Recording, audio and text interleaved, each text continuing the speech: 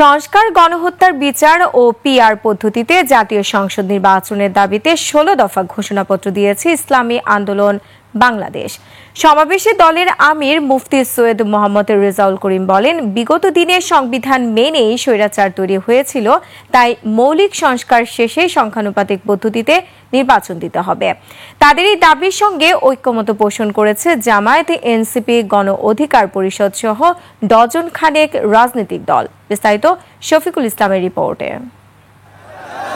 Super fresh fortified soybean তেল, শুরু হোক হেলদি লাইফের জার্নি। ৬৮ একরের সোহরাওয়ার্দী উদ্যানে যেদিকে চোখ যায় লোকে লোকারণ্য, জনসমাগম পৌঁছে যায় মাঠ পেরিয়ে রাস্তায়। পিআর পদ্ধতিতে জাতীয় নির্বাচন সহ ৩ দফা দাবিতে ইসলামী আন্দোলন বাংলাদেশের এই মহাসমাবেশ। দুপুরে মূল আনুষ্ঠানিকতা শুরু হলেও তার আগেই দেশের বিভিন্ন জায়গা থেকে আসতে থাকেন নেতাকর্মীরা। কর্মী নিজের ইচ্ছায় আসে, নিজের পকেটের টাকা খরচ করে। ইসলামী শাসন কায়েম হোক, এটা আমরা চাই। সমাবেশে যোগ দেন জামায়াত, এনসিপি ও গণ অধিকার পরিষদ সহ বিভিন্ন রাজনৈতিক দলের সিনিয়র নেতারা।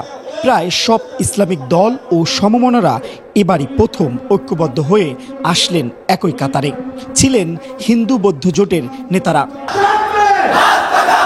সমাবেশে রাজনৈতিক দলের নেতারা পিআর পদ্ধতির বিষয়ে নিজেদের অবস্থান তুলে ধরেন। নির্বাচন কমিশনের প্রধানকে আমি বলতে চাই, আজকের এই সমাবেশ থেকে, এই জনসমুদ্র থেকে এই বার্তা যদি আপনারা বুঝতে ভুল করেন, পিআর পদ্ধতি ছাড়া নির্বাচন বাংলার মানুষ গ্রহণ করবে না। কোন দু একটি দলের উপরে ভিত্তি করে দু একটি দলের কথায় সংস্কারের নকশায় পরিবর্তন আনা যাবে না। আগামীর বাংলাদেশের সংসদে আমরা যদি আসলেই জনগণের প্রতিনিধিত্ব চাই, তাহলে আগামীতে এই পিআর নিয়ে আমাদের আরো জোর সোরে ভাবতে হবে। সমাবেশ থেকে সংস্কার, বিচার ও সংখ্যানুপাতিক নির্বাচনের দাবিতে ১৬ দফার ঘোষণাপত্র পাঠ করা হয়। সংবিধানের মূলনীতি হিসাবে সাম্য, মানবিক মর্যাদা ও সামাজিক সুবিচারের সাথে আল্লাহর উপর পূর্ণ আস্থা ও বিশ্বাসী হবে রাষ্ট্র পরিচালনার মূলনীতি।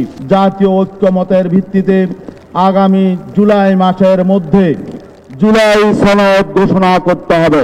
বিএনপি তো দাবি করেছে আমরা জাতীয় সরকার গঠন করব, আর সর্বদলের অংশমূলক সরকার গঠন হতে পারে একমাত্র পিআর সিস্টেম নির্বাচনের ভিত্তিতেই।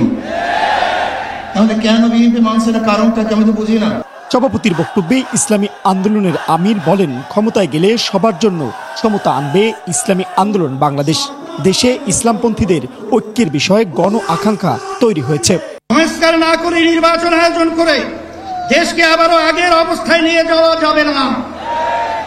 রাষ্ট্রের মূলনীতি সহ সংসদের উভয় কক্ষে পিআর পদ্ধতি নির্বাচনের মতো বিষয় ঐক্যমত্য না হলে গণভোটের আয়োজন করতে হবে।